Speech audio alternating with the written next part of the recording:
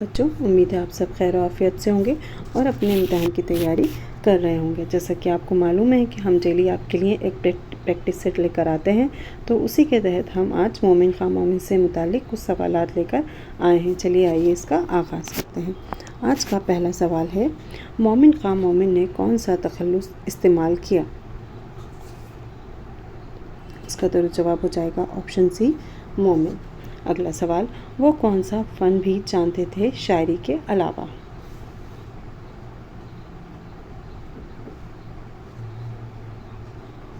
इसका दुरुस्त जवाब हो जाएगा ऑप्शन बी, हकीमी, जिसको हम तब भी कह सकते हैं, तबाबत भी जानते थे और ये उनका ख़ानदानी पेशा था।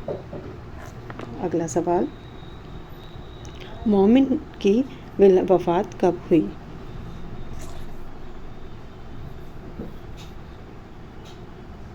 तो इसका दुरुस्त जवाब हो जाएगा ऑप्शन ए, 8 मई 1852 में उनकी वफ़ात हुई थी। और उनकी पैदाइश कब हुई थी? 1800 में इनकी पैदाइश हुई थी। और मोमिन की पैदाइश कहाँ हुई थी? दिल्ली में हुई थी। और उनकी वफ़ात कहाँ हुई थी? इनकी वफ़ात दिल्ली में ही हुई थी। ये दिल्ली में ही हुई और वफ़ात भी इनकी दिल्ली में ही हुई। वफ़ात इनकी कैसे हुई थी? कोठे जो था उसकी सीढ़ियों से गिर गए थे, जिसकी वजह से इनके हाथ पैर टूट गए थे, जिस वजह से इनकी क्या हो गई थी? वफ़ात हो गई थी। और इसके बारे में इन्होंने 5-6 महीने पहले ही बता दिया था कि इस वजह से मेरी मौत होगी। अगला सवाल, मोमिन ख़ां मोमिन के वालिद क्या थे? तो अभी हमने ऊपर वाले क्वेश्चन में देखा कि तबाबत हकीमी जो है वो इनका ख़ानदानी पेशा था, तो इनके वालिद जो थे वो कौन थे? हकीम थे। ऑप्शन सी जो है वो इसका क्या हो जाएगा? दुरुस्त जवाब हो जाएगा। और इनके वालिद का नाम क्या था? ग़ुलाम नबी ख़ां। ग़ुलाम नबी ख़ां इनके वालिद का नाम था। अगला सवाल, मोमिन ख़ां मोमिन कौन सा मशहूर शेर गालिब के दीवान देने से ताबीर किया है? गालिब ने अपना दीवान मोमिन के किस शेर को पढ़कर कहा था कि मैं तुम्हें अपना पूरा दीवान दे सकता हूँ? तो इसका दुरुस्त जवाब हो जाएगा ऑप्शन बी, तुम मेरे पास होते हो गोया जब कोई दूसरा नहीं होता। अगला सवाल, मोमिन ख़ां मोमिन कहाँ दफन है? दिल्ली तालीम ज़िला, मध्यान कब्रिस्तान दिल्ली, लखनऊ में तो ये है ही नहीं। तो ये इसका जो जवाब है वो इन दोनों में से ही होगा। बच्चों, एक चीज़ और आप याद रखिएगा कि क्वेश्चन जो है आप जब सवाल पढ़ें तो देखिएगा कि इसके सबसे नज़दीक आंसर कौन सा है। तो जैसे कि हमें मालूम है कि मोमिन की वफ़ात कहाँ हुई थी? मोमिन की वफ़ात दिल्ली में ही हुई थी, तो इसका दिल्ली का ही आसपास का इसका ऑप्शन होगा। तो इसका दुरुस्त जवाब हो जाएगा ऑप्शन सी, मध्यान कब्रिस्तान दिल्ली। अगला सवाल, मोमिन के कौन से हुनर इजाफ़ी थे? मोमिन को किस और चीज़ का भी वो शायरी जानते थे, हकीमी जानते थे, लेकिन इसके अलावा और कौन सा हुनर भी वो जानते थे? तो इसका दुरुस्त जवाब हो जाएगा ऑप्शन बी, रियाज़त, नजूम और शतरंज। वो उसमें उन्हें शौक़ था इन सब चीज़ों का, इन सब में भी वो क्या थे? माहिर थे। अगला सवाल, मोमिन ख़ां मोमिन की असल शायराना मजमूए का क्या नाम है? इसका दुरुस्त जवाब हो जाएगा ऑप्शन बी, दीवाने मोमिन।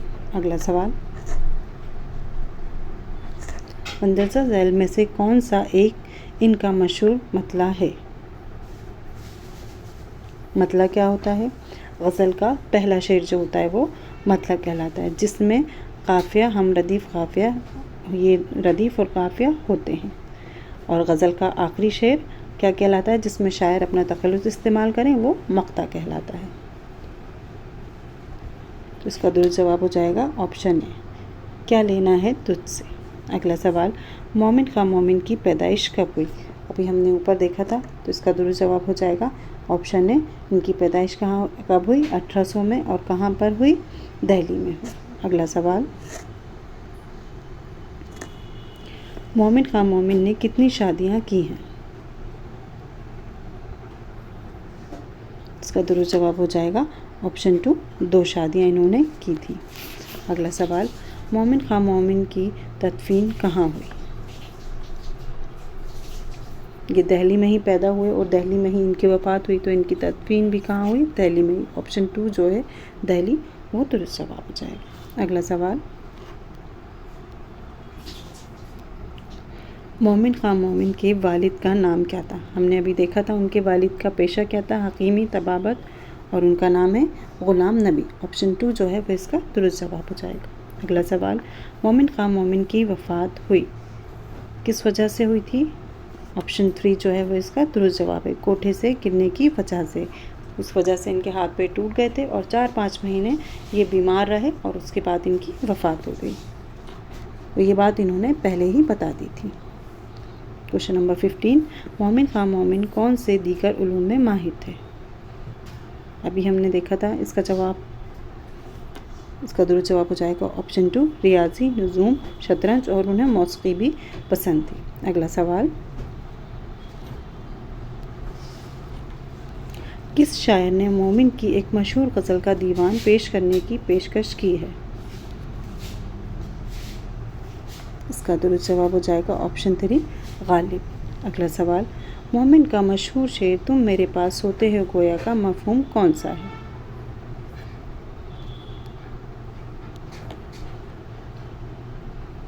जब तुम पास होते हो कोई और मौजूद नहीं होता। ऑप्शन ए जो है वो इसका दुरुस्त जवाब है, क्योंकि शेर में कहा गया है कि तुम मेरे पास होते हो गोया जब कोई दूसरा नहीं होता, तो उसका मफ़हूम क्या है कि तुम जब मेरे पास मौजूद होते हो तो कुछ भी और कोई कुछ नहीं होता। अगला सवाल, मोमिन किस मसलक के हवाले से कौन सा दुरुस्त है? मोमिन की जो मसलक होती है ना, कोई बहावी होते हैं, सुन्नी होते हैं, बरेलवी होते हैं, सैयद होते हैं, तो मोमिन जो थे वो बहावी मसलक से थे। ऑप्शन 1 जो है वो इसका दुरुस्त जवाब हो जाएगा। अगला सवाल, मोमिन खां मोमिन किसके मारूफ उर्दू शायर थे? इल्म बयान के, इल्म मकराना शायर कहते थे, मौसीकी के, तो इन्हें मकर शायर भी कहा जाता है। ऑप्शन 2 जो है वो इसका दुरुस्त जवाब है। अगला सवाल, मोमिन खां मोमिन ने अदब के अलावा कौन सी पेशेवराना तरतीब हासिल की?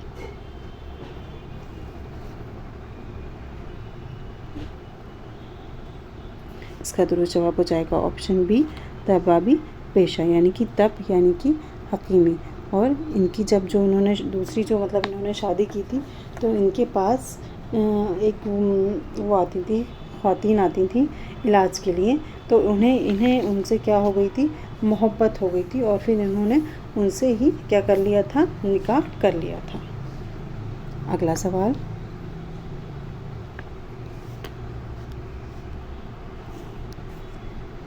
मोमिन खां मोमिन की मशहूर गज़ल का मशहूर शेर किस मिसरे पर मबनी है? इसका दुरुस्त जवाब हो जाएगा ऑप्शन ए, तुम मेरे पास होते हो गोया जब कोई दूसरा नहीं होता। ये इनका बहुत ही मशहूर और मकबूल शेर है। अगला सवाल, मानी ख़ेस अंदाज के मानी किसके तखल्लुस के हैं? मानी ख़ेस अंदाज, उसका दुरुस्त जवाब हो जाएगा ऑप्शन 2, मोमिन। अगला सवाल, मोमिन खां मोमिन कौन कौन से 2 साथी शोरा के हमअस्र थे? गालिब और ज़ोक थे, या हम अली और हसरत थे, नासिर काज़मी या हफीज़, कौन थे? तो इसका दुरुस्त जवाब हो जाएगा ऑप्शन बी, गालिब और ज़ोक। अगला सवाल, मोमिन की शायरी में गालिब तौर पर कौन सा रंग गालिब है? गालिब के तौर पर हमें बताना है। इसका दुरुस्त जवाब हो जाएगा ऑप्शन सी, आशिकाना, जो वो है रंग, वो इसमें हमें इनकी शायरी में देखने को मिलता है। अगला सवाल, मोमिन की शायरी का असलूब किस अंदाज में मुमताज़ था? इसका दुरुस्त जवाब हो जाएगा ऑप्शन बी, नाजुक ख्याली और बुलंद परवाज़। अगला सवाल, मोमिन के दीवान में कौन सी ज़बानों का असर मौजूद है? इसका दुरुस्त जवाब हो जाएगा ऑप्शन बी, उर्दू और फ़ारसी। अगला सवाल, मोमिन ने अपनी शायरी में किस किस्म की इस्तिलाहाती ख़ुसूसियात का इस्तेमाल किया है? इसका दुरुस्त जवाब हो जाएगा ऑप्शन सी, शौक़ी और तंज़। अगला सवाल, मोमिन की अशार में कौन सा तासर बार बार नज़र आता है? इसका दुरुस्त जवाब है ऑप्शन बी, वारदात इश्क, क्योंकि इनकी जो शायरी का जो मौजू है वो आशिकाना, जो अंदाज़ है वो कैसा है, आशिकाना। तो इश्क की वारदात इनकी शायरी में बार बार हमें देखने को मिलता है। अगला सवाल, मोमिन की शायरी में अहम अय्याम की कितनी मक़दार है? अय्याम गोई यानी कि वहम में डालना, बढ़ा चढ़ाकर चीज़ों को आपके सामने पेश करना, मुबालगा, और जो चीज़ है ही नहीं उसके बारे में बात करना, वो क्या कहलाता है? अय्याम गोई कहलाता है, वहम में डालना कहलाता है। तो मोमिन की शायरी में अय्याम गोई की तादाद जो है वो कितनी है, कितनी मक़दार थी, ये पूछा गया है।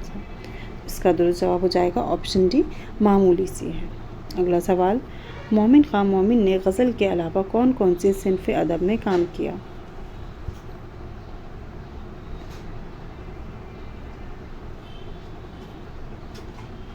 तो इसका दुरुस्त जवाब हो जाएगा ऑप्शन बी, क़सीदा। और इन्होंने, मोमिन ने क़सीदे भी लिखे हैं और इन मोमिन ने क्या लिखी हैं? मसनवियाँ भी लिखी हैं।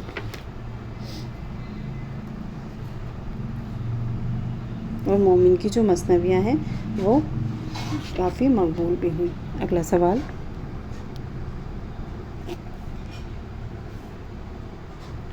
मोमिन की शायरी किस अदबी दौर या मुकाम से ज़्यादा मिलती हैं? इसका दुरुस्त जवाब हो जाएगा ऑप्शन है, मुग़ल दौर से। अगला सवाल, गालिब ने मखसूस शेर की कदर का इजहार कैसे किया?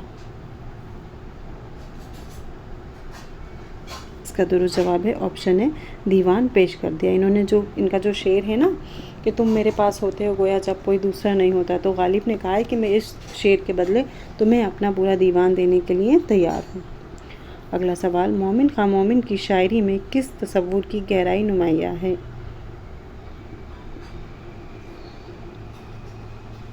इसका दुरुस्त जवाब हो जाएगा ऑप्शन है, इंसानी जज्बात की नफ्सियात। ठीक है। अगला सवाल,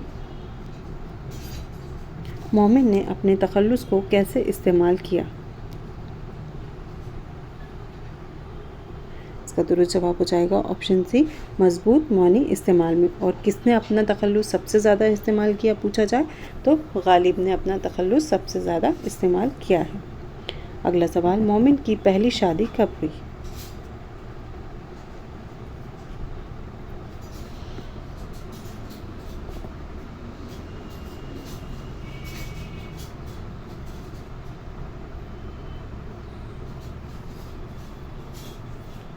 इसका दुरुस्त जवाब हो जाएगा ऑप्शन ए, 1833 में इनकी पहली शादी हुई थी। और ये जो इनकी बीबी थी ये किसी ज़मींदार ख़ानदान की लड़की थी, इनसे इनकी शादी हुई थी लेकिन इनसे निभा ना हो सका। उसके बाद इन्होंने दूसरी शादी की थी।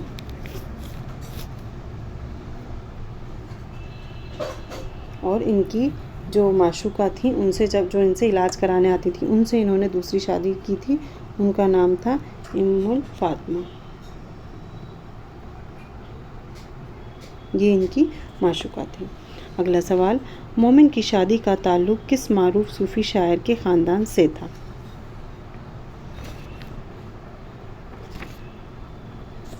सूफ़ी शायर, देखिए क्वेश्चन में ही जवाब ढूंढने की कोशिश किया कीजिए। हमसे यहाँ पर क्या पूछा है इन्होंने? सूफ़ी शायर। तो सूफ़ी शायर किसको कहा जाता है? ख्वाजा मीर दर्द को। तो इसका दुरुस्त जवाब हो जाएगा ऑप्शन सी। अगला सवाल, मोमिन ने अपनी शायरी में किस मौजू पर नया नुक्ता रोशनी पैदा किया? इसका दुरुस्त जवाब हो जाएगा ऑप्शन ए, इश्क मोहब्बत। अगला सवाल, मोमिन की शायरी में कौन सा अदबी रुझान गालिब था?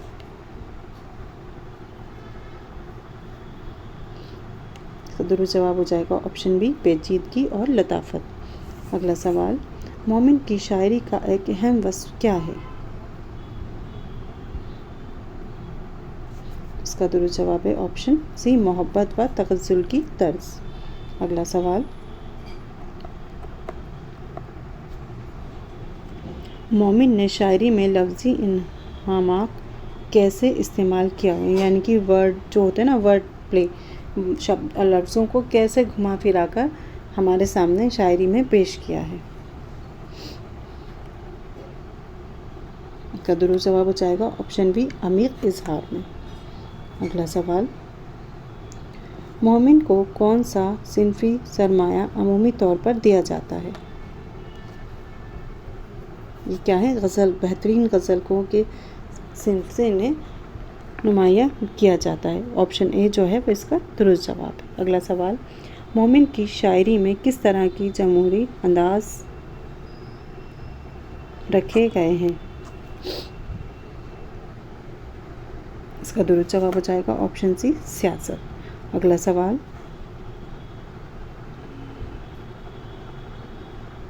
मोमिन ने अपनी शायरी में इश्क, हकीकी और मिजाजी को कैसे मिलाकर बयान किया है? इसका दुरुस्त जवाब हो जाएगा ऑप्शन सी, नफ्सियाती आमेज़िश। अगला सवाल, मुशाहिदात ज़िंदा का ताल्लुक़ किस सिन्फ से है? तो ये क्या है? मुशाहिदात ज़िंदा, इनकी इसका जो दुरुस्त जवाब है वो क्या हो जाएगा? ऑप्शन टू, जो मुशाहिदात ज़िंदा है वो इनकी सवानें हैं। अगला सवाल, मोमिन का तखल्लुस मोमिन बतौर शायराना इजहार क्यों मुफर्रद किया गया? मजहबी तखल्लुस था ये, या तंज़िया, इजहार, नेमत व इश्क की नुमाइंदगी, अलमी इस्तिआरा?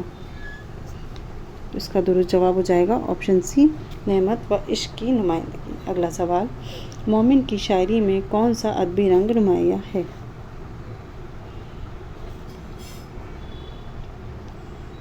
इसका दुरुस्त जवाब हो जाएगा ऑप्शन बी, तशबीहात व इस्तिआरात।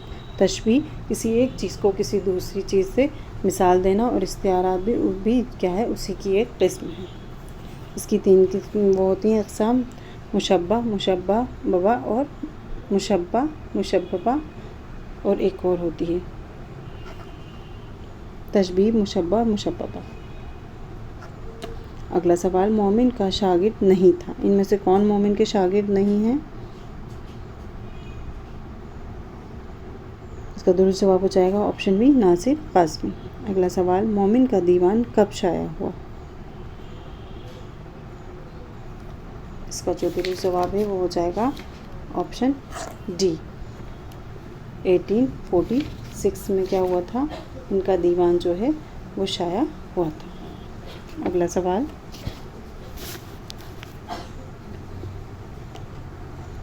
हबीबुल्लाह किसका नाम था? इसका दुरुस्त जवाब हो जाएगा ऑप्शन बी, मोमिन का नाम, असल जो नाम था वो क्या था, हबीबुल्लाह। अगला सवाल, और इस सवालनामे का आखिरी सवाल, शाह नसीर किसके उस्ताद नहीं थे? इसका दुरुस्त जवाब हो जाएगा ऑप्शन 1, गालिब के उस्ताद नहीं थे। उम्मीद करते हैं बच्चों कि जो आज का प्रैक्टिस सेट था, ये जो सवालात थे ये आपको समझ में आए होंगे। शुक्रिया।